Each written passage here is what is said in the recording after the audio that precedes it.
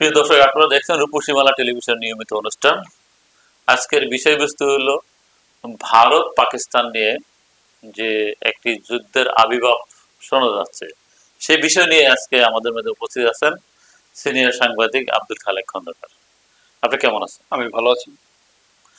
তো আমি বিগত 22শে এপ্রিল কাশ্মীরে হঠাৎ করে ভারত পাকিস্তানের যে বর্ডার, যে কাশ্মীর, সেখানে হঠাৎ করে একটা মানে ধরপাকড় এবং গোলাগুলি শুরু হচ্ছে।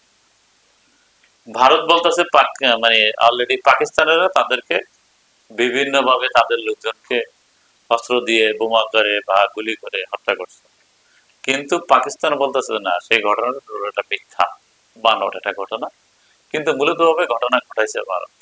সেই ব্যাপারে আপনি কি মনে করেন? জি, আপনাকে ধন্যবাদ। এটা অত্যন্ত জরুরি একটি বিষয় আমাদের বর্তমান উপমহাদেশে। বিষয়টা শুধু উপমহাদেশের জন্যই নয়, এটা সারা বিশ্বের জন্য একটি দুশ্চিন্তার বিষয়। কারণ ভারত এবং পাকিস্তান দুটি দেশই পরাশক্তি, দুটি দেশই অত্যন্ত জনবহুল এবং তারা প্রতিবেশী দেশ, এবং দুটি দেশের হাতেই আছে পারমাণবিক অস্ত্র।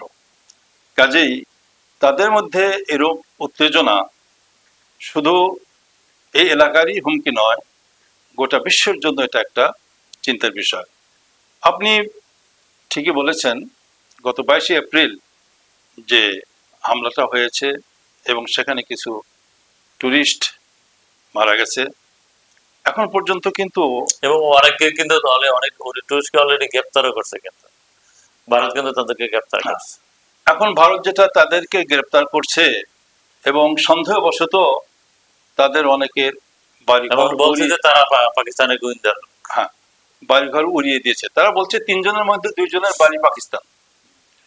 এই কথা ভারত তাদের তদন্তে বলেছে এবং সন্দেহবশত এখনো কিন্তু তারা তাদেরকে কাউকে গ্রেপ্তার করতে পারে নাই, এবং সন্দেহবশত সেখানে 1000 লোককে, ওই পেহেলগাম কাশ্মীরে, সেখানে সন্দেহবশত 1000 লোককে তারা গ্রেপ্তার করেছে সন্দেহ, এবং তাদের কিছু ঘরবাড়ি উড়িয়ে দিয়েছে।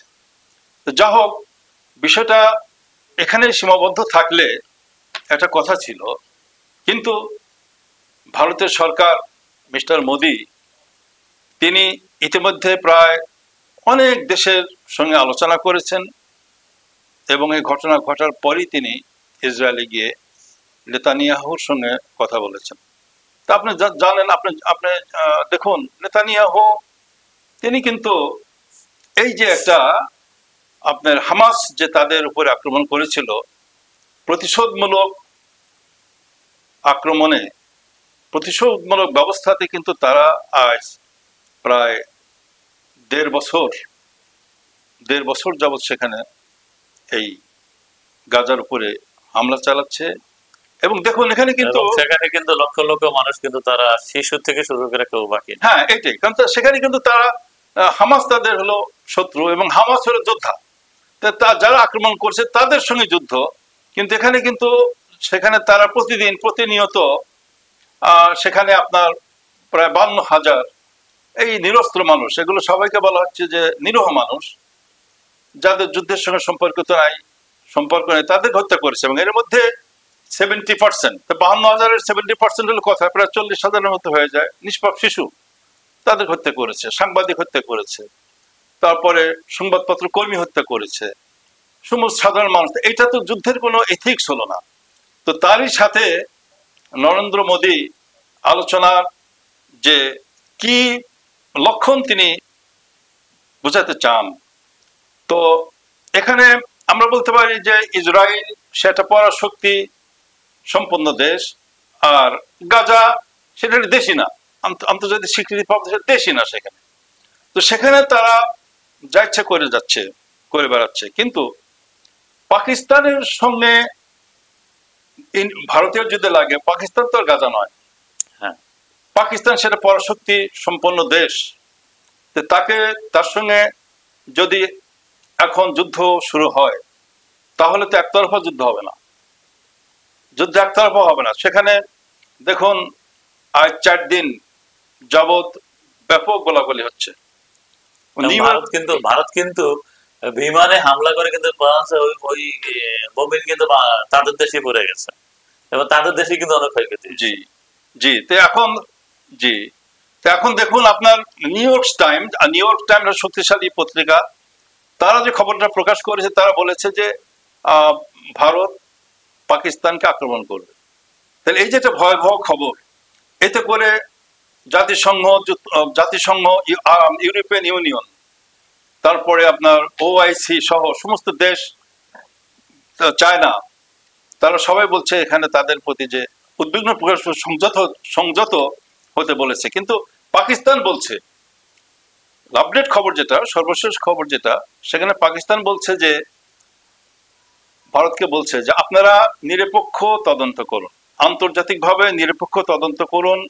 আমরা এই আক্রমণের সঙ্গে, এই সহিংস আক্রমণের সঙ্গে, সন্ত্রাসী আক্রমণের সঙ্গে আমাদের দেশের কোনো সম্পর্ক নাই, তারা দ্ব্যর্থহীন ভাবে বলছে। এবং তারা আবেদন জানিয়েছে ভারতের কাছে যে আপনারা এটা একটা আন্তর্জাতিক একটা সুষ্ঠু নিরপেক্ষ তদন্ত করুন, তদন্তের পরে আপনারা ব্যবস্থা নিন। কিন্তু এখানে যেন মনে হচ্ছে যে ভারত ধরেই নিয়েছে যে না, পাকিস্তানি এর জন্য দায়ী এবং তার উপরে আক্রমণের জন্য একটা চরম পদক্ষেপ নিয়েছে। নিউ ইয়র্ক টাইমস সে কথাটি বলেছে। এখানে এ প্রসঙ্গে আজকে এখন এই যে পাকিস্তানের এক গ্রাম, এটা নিউ ইয়র্ক টাইমস যেটা বলছে, জি, কিন্তু এখন আমরা জানি ওআইসি আছে, জাতিসংঘ আছে, জি, কিন্তু তারা এখানে কেন মানে কোন রকম ভূমিকা গ্রহণ করতেছে? জি, এটা একটা অত্যন্ত গুরুত্বপূর্ণ কথা। কারণ হলো কি, যে দুটো দেশ যুদ্ধ করবে আর যারা আন্তর্জাতিক সংস্থা তারা শুধু মুখে বলবে, আপনি যেটা বুঝতে চাচ্ছেন যে মুখে কেন, তাদের সক্রিয় ভূমিকা গ্রহণ করা উচিত। আমরা সেইটাই, এটা দেশের সমস্ত বিবেকবান লোকই এটা ধারণা করে, তারা চায় যে সমস্ত এখন এই সমস্ত বড় বড় সংস্থা যেমন ওআইসি, জাতিসংঘ, তারপরে আপনার মিডল ইস্টের বড় কান্ট্রি যেমন সৌদি আরব, এই সমস্ত দেশ, ইউরোপিয়ান ইউনিয়ন, তারা এখানে সক্রিয় ভূমিকা পালন করা উচিত। কারণ এই যুদ্ধটা শুধু একতরফা যুদ্ধ হবে না, আল্লাহ না করুক যুদ্ধ। এর ভিতরে কিন্তু অলরেডি আমেরিকা কিন্তু আমার ট্রাম্প কিন্তু বলছে যে পাকিস্তানের বিরুদ্ধে যুদ্ধ করা উচিত। তাহলে দেখুন, তাহলে কি তারা কি মানে তৃতীয় বিশ্বযুদ্ধ চিন্তা করেন লাগানোর পরিকল্পনা করতেছে? তাহলে এখন এই যে আপনার অবস্থা, এটা তো দেখেন কত বড় একটা সিলি ম্যাটার। এখন কি সব কথা বলা যায়? তবে আজকের খবরে সর্বশেষ খবরে যে চীনের পররাষ্ট্রমন্ত্রী তিনি বলেছেন, তিনি কথা বললেন যে পাকিস্তান বলেছে, ভারতকে বলেছে যে আপনারা একটা সুষ্ঠু তদন্ত করেন, নিরপেক্ষ আন্তর্জাতিকভাবে একটা সুষ্ঠু একটা নিউট্রাল ইনভেস্টিগেশন করেন, করার পরে আপনারা আমাদেরকে যেটা বলেন সেটা আমরা মেনে নেব। তো এখন চায়নার যে পররাষ্ট্রমন্ত্রী তিনি বলেছেন যে পাকিস্তানের এই কথাটা আমাদেরও, আমরা পাকিস্তানের এই কথাকে সমর্থন করি। পাকিস্তান যে বলেছে আন্তর্জাতিক সুষ্ঠু তদন্ত হওয়া উচিত, এইটাই তো হওয়া উচিত। কারণ অযথা একটা গায়ের জোর প্রদর্শন করলে এটা ভালো হবে না। এখন দেখুন, এক বিশ্লেষক না, সবাই বলছেন এই পৃথিবী আর কোনো যুদ্ধের ভার সহ্য করতে পারবে না। দেখেন রাশিয়া ইউক্রেনের যুদ্ধে, এটা একটা protracted war, perennial, it has been continuing without as if endlessly, without any end. It has been going on and going on. There is no time. Several years have passed by this way. কত বছর হয়ে গেল যুদ্ধ থামে। এই যে তাদের যে যুদ্ধের যে একটা পরিণাম, মানে এই তারা মানে চুক্তি করে যে আমরা যুদ্ধ করবো না, কিন্তু ঠিকই ভেঙে ফেলে। মনে করেন যে মানে ইসরায়েল তো ফিলিস্তিনের কাছে একই কাহিনী করতেছে, আরো বেশি কাহিনী তারা করতেছে। যুদ্ধ এখন ইউক্রেনের যুদ্ধে, এখন ইউক্রেন একটা হলো কৃষি বিভাগে যে তেল, শস্য, তারপরে গম, এই সমস্ত বিষয়টা সারা বিশ্বের জন্য কত প্রভাব পড়লো এতে। এবং যদি তুরস্কের প্রেসিডেন্ট এরদোয়ান ব্ল্যাক সিতে যদি মধ্যস্থতা সেবা না করলে, তাহলে তো সারা বিশ্বে গমের হবে না কেমন, তেলের হবে। তো সুতরাং এই যে একটা যুদ্ধের বিরূপ প্রভাব সারা বিশ্বে পড়ে যায়। দুটো দেশের যুদ্ধ লাগলে সারা বিশ্বের এর মধ্যে সংশ্লিষ্টতা এসে যায় এবং সারা বিশ্বে এর ক্ষতিগ্রস্ত হয়। আর ইসরায়েল যেমন হামাসের গাজা নিরীহ মানুষ হত্যা করছে, এই যে প্রভাবটা সারা বিশ্বে কিন্তু এই প্রভাবটা পড়ছে। আর পাকিস্তান আর ভারতীয় যুদ্ধ হলে পরাশক্তি। এবং গত পরশুদিন একটা খবরে দেখলাম যে পাকিস্তানের প্রধানমন্ত্রী বলছে, আমরা যদি আমাদের উপর হামলা হয় আমরা পারমাণবিক অস্ত্র ব্যবহার করব। দেখছেন বিষয়টা? তাহলে ইন্ডিয়া হলো, পাকিস্তান কিন্তু বলেই দিছে যে আমি কিন্তু অলরেডি আমার টোটাল বর্ডার এলাকায় কিন্তু অলরেডি প্রস্তুতি নিয়ে নিছে। তো এখন যে ভারতের মধ্যে ডেন্সলি পপুলেটেড কান্ট্রি, এত ঘনবসতি, এখন যদি যুদ্ধ বাজে ভারতের যে কি অবস্থা হবে এটা মানুষকে চিন্তা করতে পারে? তো এখন আমাদের এই কথাই, আমরা চাই শান্তি। আমরা মনে করি যে মিস্টার নরেন্দ্র মোদী, তারও চিন্তা ভাবনা করা উচিত তার দেশের জনসংখ্যার কথা ভেবে। তার এখন ওই কথাই যে আন্তর্জাতিক একটি সুষ্ঠু তদন্ত তাদেরকে গ্রহণ করা উচিত এবং তদন্তের মাধ্যমে যে দোষী আন্তর্জাতিকভাবে তাকে শাস্তি দেওয়া হোক। তা না করে যে সীমান্তে এই যুক্তির জন্য 4 দিন হলো ভারী গোলাবর্ষণ হচ্ছে এবং এর মধ্যেই আবার নিউ ইয়র্ক টাইম বললো যে যুদ্ধ, ভারত আক্রমণ করবে। ভারত যদি এভাবে পাকিস্তানকে আক্রমণ করে তাহলে এটা হবে আত্মঘাতী উভয় দেশের জন্য। এবং এই আমাদের সাবকন্টিনেন্ট, আমাদের মনে করুন যে বাংলাদেশ, তারপরে যে শ্রীলঙ্কা। এখন যদি আমি আপনার মানে এই নিউ ইয়র্ক টাইমস এর বলি, আমি উদাহরণ দিয়ে বলি, যদি যুদ্ধ বেজেই যায় ভারত এবং পাকিস্তানের সাথে, তাইলে এখন এই যে প্রায় বিশ্বের 200 কোটির উপরে মুসলমান আছে, তাইলে এই মুসলিমদেরকে এখন এক হওয়া উচিত কিনা? এটা এমনি উচিত হয়ে যাবে, কারণ আমি আজকেও খবরে দেখলাম যে ভারতে এখন একটা মুসলিম বিদ্বেষী একটা সেন্টিমেন্ট, একটা মনোভাব সেখানে সৃষ্টি করা। ভারতে কিন্তু অলরেডি মানে প্রতিদিনই কিন্তু মুসলিমদের বাড়িঘর মুসলমানদেরকে ধরে নিয়ে মেরে ফেলতে আছে, কেটে ফেলে, তারপরে পোড়া দিতে আছে, এরকম প্রতিনিয়তই কিন্তু তারা প্রতিনিয়তই করতে। তাইলে ভারত কি চাচ্ছে যে মানে হিন্দু মুসলিম এটা যুদ্ধ হোক?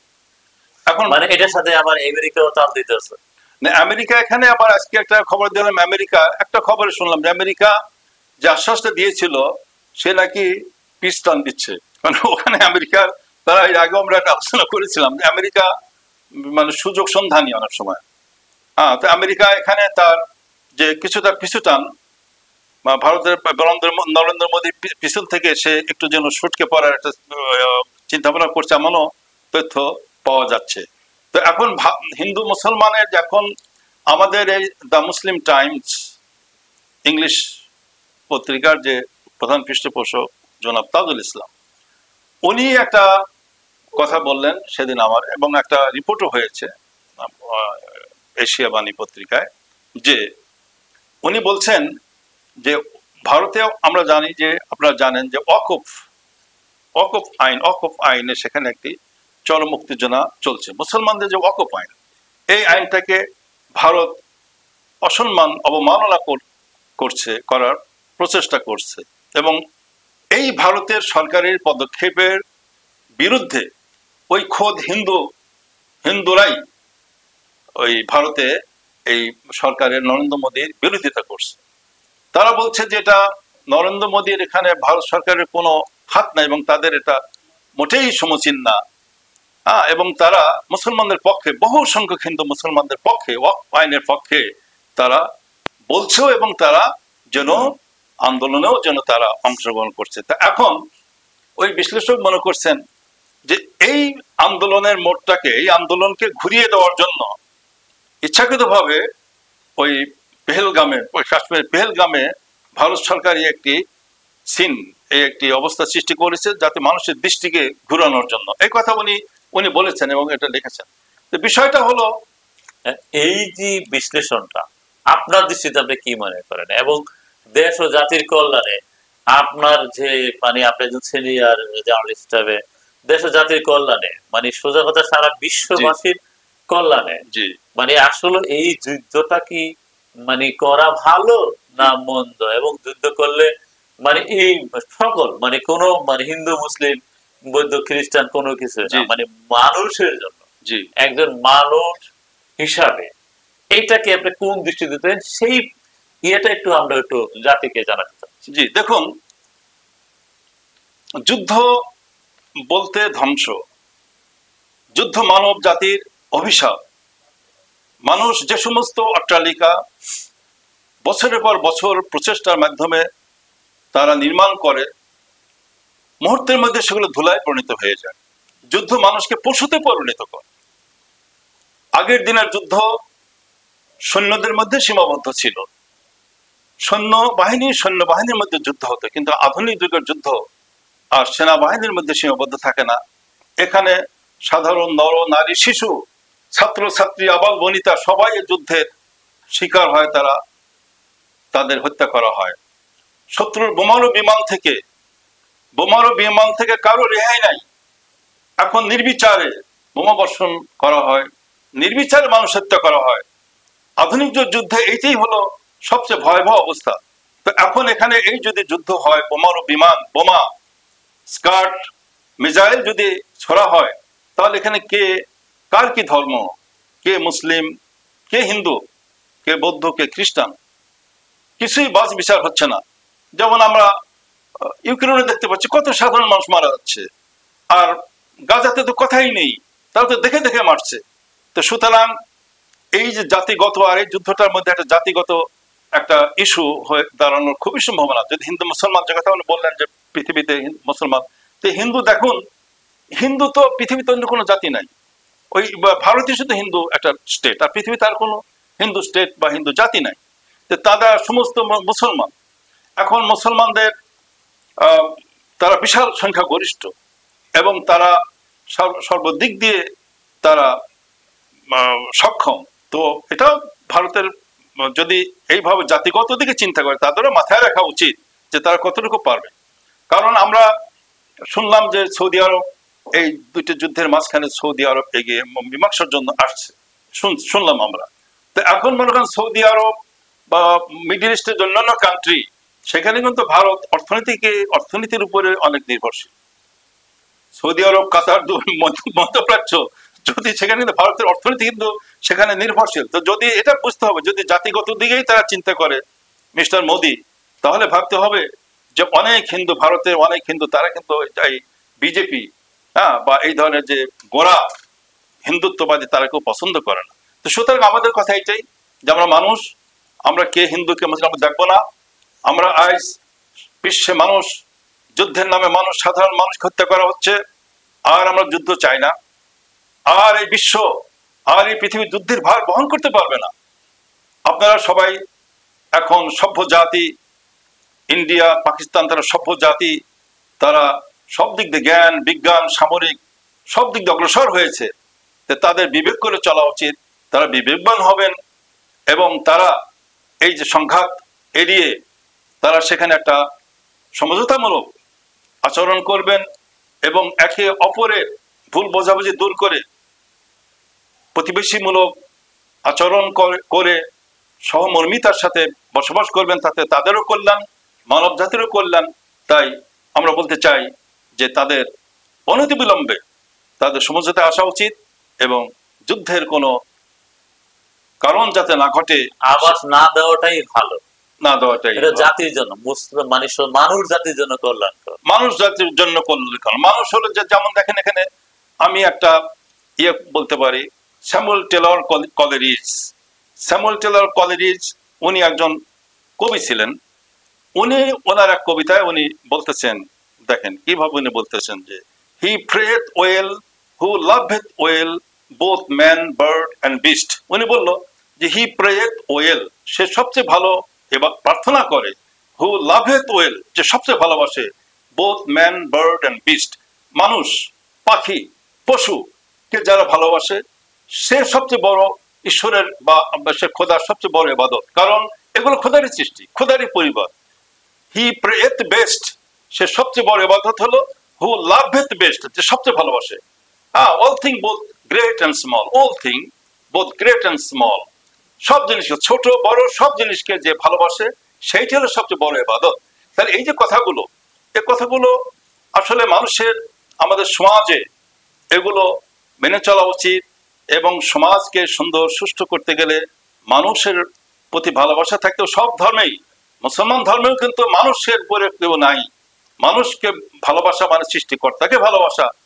হাসুরের দিনে খোদা বলিবে, হে আদম সন্তান, পিপাসুর্ত হয়েছিলাম আমি, তুমি পানি দান করো নাই দান, বা পানি করো নাই দান। আল্লাহ বলবেন যে হে মানুষ, আমি সেদিন তোমার কাছে পিপাসার্থ হয়ে পানি চেয়েছিলাম, তুমি পানি দাও নাই। তখন মানুষ বলবে, হে আল্লাহ, হাদিসের কথা, যে আপনি আল্লাহ, আপনি কবে পিপাসার্থ হলেন আর আমরা আপনাকে কিভাবে পানি দেবো? আল্লাহ বলবেন যে একদিন এক বান্দা আমার, সেখানে মুসলমানের কথা বলা নাই, এক বান্দা, এক মানুষ তোমার কাছে পিপাসার্থ হয়ে পানি চেয়েছিল, তুমি দাও নাই, তুমি তাকে পানি খাওয়ালে আমাকে পান করানো। দেখেছি, এটা মুসলমানদের হাদিসের কথা। ওই রকম আপনার হিন্দু ধর্মের যদি আপনি দেখেন বা সব ধর্মের, সেখানে কিন্তু মানুষ প্রেম, মানব প্রেম, মানুষের কথাই সেখানে বলা আছে। উল্লেখ করা আছে মানুষ, কোন ধর্ম না। যুদ্ধটা আমাদের সমস্ত ধর্ম বর্ণের সবাইকেই ক্ষতিগ্রস্ত করবে। সুতরাং আমাদেরকে সেই কথা মনে রেখে অবশ্যই আমাদের মানবীয় আচরণ করতে হবে, এবং যেন আমাদের আর এ ব্যাপারে বাড়াবাড়ি না হয়।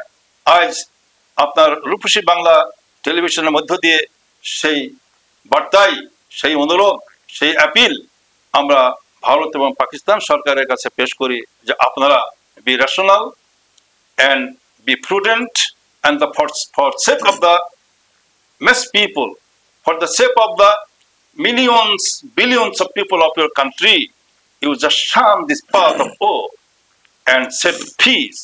আপনাদের দেশের মানুষের কল্যাণ খাতিরে, for sake of the people of your country, আপনাদের দেশের মানুষের জন্য, মানুষের জন্য ইউ স্টপ দিস, আপনাদের এই যুদ্ধ খেলা আপনারা বন্ধ করুন, আপনারা শান্তি প্রতিষ্ঠা করুন, এতেই আমাদের কল্যাণ, এইটি আমাদের। ধন্যবাদ আপনাকে।